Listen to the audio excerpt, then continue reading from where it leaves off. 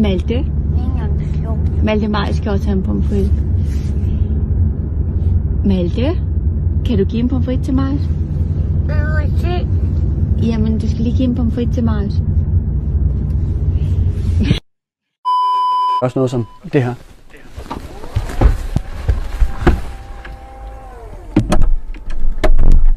Nej, det var dumt. Det var han dumt. Det vil jeg godt indrømme. Der fik jeg låst mig selv ind. Fortsæt med at køre bil, selvom krigen i Ukraine fortsat vil sætte sine spor på benzinpriserne. Skal jeg give 16 kroner literen, imens Putin han får en bank, så er det fandme i orden. Jeg kan godt lide at røre ved dem, men ja. Jeg skal ikke i munden. Jeg kan godt lide at bælge ved dem. De er mærkelige, dem her. Det er sjovt at se sådan en lille stue. Ja. Du er tyk. Hvad siger du? Du er tyk. Er jeg tyk? Ja, jeg er blevet tyk. Det skal jeg indrømme. Skal jeg have lukkevagt for eksempel, så er det sådan noget med, at de spytter på mig, kaster lort efter mig, tager pinden og stikker ud gennem hegnet og forsøger at ramme mine øjne. Det minder mig om Vesterfængsel. Så jeg er sådan en type, jeg respekterer kvinder.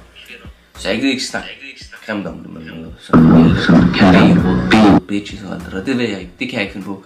Men ellers så, de var rigtig kønne. Smukke kællinger. Jeg må gå rundt her og spise fransk hotdog uden mundbind. Det er fandme dejligt. Jeg er fandme mundbind, det er Jeg kan da huske, dengang jeg var mindre, og jeg var ude og køre med mine forældre, når det var mørkt. Jeg kunne kraftedme lige prøve på at tænde lyset ind i bilen. Jamen far, han kørte lige i grøften, hvis man tændte det lys. Man skulle fandme pille ved det lys ind i den bil, da. Det havde alle bare bestemt sig for.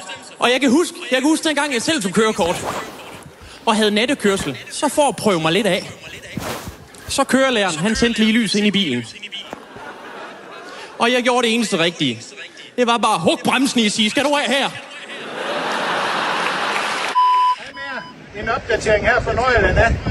Det er suser og sæbe rundt her. Det er jo fuldstændig vildt. Husk at få jeres vasketøj ind, og det kan ikke svare sig at rive bladet sammen. Der er virkelig orkansk.